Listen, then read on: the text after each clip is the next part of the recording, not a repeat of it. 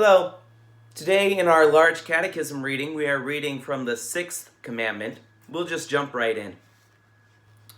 You shall not commit adultery. The following commandments are easily understood from the explanation of the preceding commandments, for they are all to show that we must avoid doing any kind of harm to our neighbor. But they are arranged in a fine order. In the first place, they talk about our neighbor personally. Then they proceed to talk about the person nearest him, or the closest possession next after his body, namely his wife. She is one flesh and blood with him, so that we cannot inflict a higher injury upon him in any good that is his. Therefore it is clearly forbidden here to bring any disgrace upon our neighbor regarding his wife. The commandment really takes aim at adultery, because among the Jewish people it was ordained and commanded that everyone must be married. The young were engaged to be married early, and the virgin state was held in small esteem. Yet neither were public prostitution and lewdness tolerated as now. Therefore adultery was the most common form of unchastity among them. But among us there is such a shameful mess, and the very dregs of all vice and lewdness. Therefore this commandment is directed against all kinds of unchastity, whatever it may be called. Not only is the outward act of adultery forbidden, but also every kind of cause, motive, and means of adultery. Then the heart, the lips, and the whole body may be chaste, and offer no opportunity, help, or persuasion toward inchastity. Not only this, but we must also resist temptation, offer protection, and rescue honor wherever there is danger and need. We must give help and counsel so as to maintain our neighbor's honor. For whenever you abandon this effort when you could resist unchastity, or whenever you look at it as if it did not concern you, you are as truly guilty of adultery as the one doing the deed. To speak in the briefest way, this much is required of you. Everyone must live chastely himself, and help his neighbor do the same. So by this commandment God wishes to build a hedge around us, and protect every spouse, so that no one trespasses against him or her. But this commandment is aimed directly at the state of marriage, and gives us an opportunity to speak about it. First, understand and mark well how gloriously God honors and praises this estate. For by his commandment he both approves and guards it. He has approved it in the 4th commandment, honor your father and your mother. But here he has, as we said, hedged it about and protected it. Therefore he also wishes us to honor it, and to maintain and govern it as a divine and blessed estate, because, in the first place, he has instituted it before all others. He created man and woman separately, as is clear. This was not for lewdness, but so that they might live together in marriage, be fruitful, bear children, and nourish and train them to honor God. Therefore God has also most richly blessed this estate above all others. In addition, he has bestowed on it and wrapped up in it everything in the world, so that this estate might be well and richly provided for. Married life is, therefore, no joke or presumption. It is an excellent thing, and a matter of divine seriousness. For marriage has the highest importance to God, so that people are raised up who may serve the world and promote the knowledge of God, godly living, and all virtues, to fight against wickedness and the devil. I have always taught that this estate should not be despised nor held in disrepute, as is done by the blind world and our false church leaders. Marriage should be regarded as it is in God's word, where it is adorned and sanctified. It is not only placed on an equality with other estates, but it comes first and surpasses them all, emperors, princes, bishops, or whoever they please.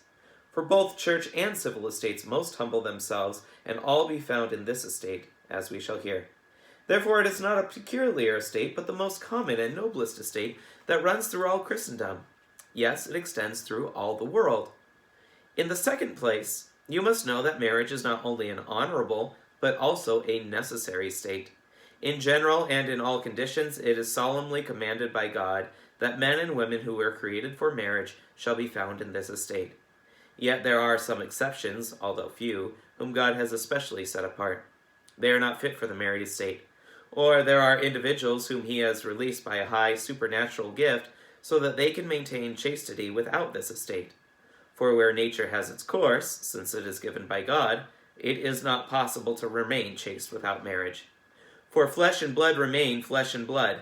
The natural desire and excitement have their course without delay or hindrance, as everybody sees and feels. In order, therefore, that it may be easier in some degree to avoid inchastity, God has commanded the estate of marriage. In this way, everyone may have his proper portion and be satisfied with it. Yet God's grace is also required in order that the heart may be pure. From this you see how this popish rabble, priests, monks, and nuns, resist God's order and commandment. For they despise and forbid matrimony, and they dare and vow to maintain perpetual chastity. Besides this, they deceive the simple-minded with lying words and appearances. For no one has so little love and desire for chastity as these very people. Because of great sanctity, they avoid marriage and either indulge in open and shameless prostitution, or secretly do even worse, so that one dare not speak of it. Unfortunately, this has been learned too fully. In short, even though they abstain from the act, their hearts are so full of unchaste thoughts and evil lusts that there is a continual burning and secret suffering which can be avoided in the married life. Therefore, all vows of chastity outside of the married state are condemned by this commandment. Free permission to marry is granted. Indeed, even the command is given to all poor ensnared consciences that have been deceived by their monastic vows. Abandon the unchaste state and enter the married life. They must consider that even if the monastic life were godly, it would still not be in their power to maintain chastity. And if they remain in their monastic vows, they must only sin more and more against this commandment. Now I speak of this in order that the young may be guided, so that they desire the married estate, and know that it is a blessed estate and pleases God. For in this way, over time, we might cause married life to be restored to honor. There might be less of the filthy, loose, disorderly ends that now run riot the world over in open prostitution and other shameful vices arising from disregard for the married life. Therefore, it is the duty of parents and the government to see to it that our youth are brought up with discipline and respectability. When they have become mature, parents and government should provide for them to marry in the fear of God and honorably. God would not fail to add his blessing and grace, so that people would have joy and happiness from marriage. Let me now say in conclusion what this commandment demands. Everyone should live chaste in thought, word, and deed in his condition. That is, especially in the estate of marriage. But also everyone should love and value the spouse God gave to him. For where marital chastity is to be maintained, man and wife must by all means live together in love and harmony. Then one may cherish the other from the heart and with complete faithfulness. For harmony is one of the principal points that enkindles love and desire for chastity, so that where this is found, chastity will follow without any command. Therefore, St. Paul diligently encourages husband and wife to love and honor one another. Here you have again precious, indeed many, and great good gifts. You can joyfully boast about them against all churchly estates chosen without God's word and commandment.